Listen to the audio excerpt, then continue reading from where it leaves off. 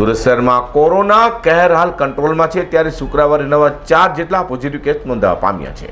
તો કોરોનાથી એક પણ મોત નીપજ્યું ન હતું, જ્યારે કોરોનાને માત આપી 8 દર્દી ઘરે પહોંચવા પામ્યા છે. સુરત શહેર અને જિલ્લામાં ફરી ધીમી ગતિએ કોરોનાના કેસો વધી રહ્યા છે. ત્યાં સુરત મનપા અને સુરત જિલ્લા આરોગ્ય વિભાગના જણાવ્યા મુજબ શુક્રવારે સુરત શહેરમાં 3 અને જિલ્લામાં એક મળી કુલ માત્ર 4 પોઝિટિવ કેસ નોંધાવા પામ્યા છે, જેને લઈને કુલ પોઝિટિવ કેસનો આંક 1,43,801 થવા પામ્યો છે. તો કોરોનાથી સુરત શહેર અને જિલ્લામાં એકનું પણ મોત ન થતાં કુલ મૃત્યુઆંક 2115 યથાવત છે.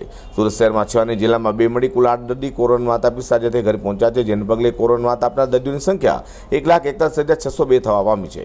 હાલ શહેર અને જિલ્લામાં કુલ એક્ટિવ કેસની સંખ્યા 84 છે, જેમાં સુરત સિટીમાં 1,11,639 કોરોના પોઝિટિવ કેસમાં 129ના મોત થવા પામ્યા છે. સુરત શહેર જિલ્લામાં કુલ 32,162 કોરોના પોઝિટિવ કેસમાં 486 મોત થયા છે.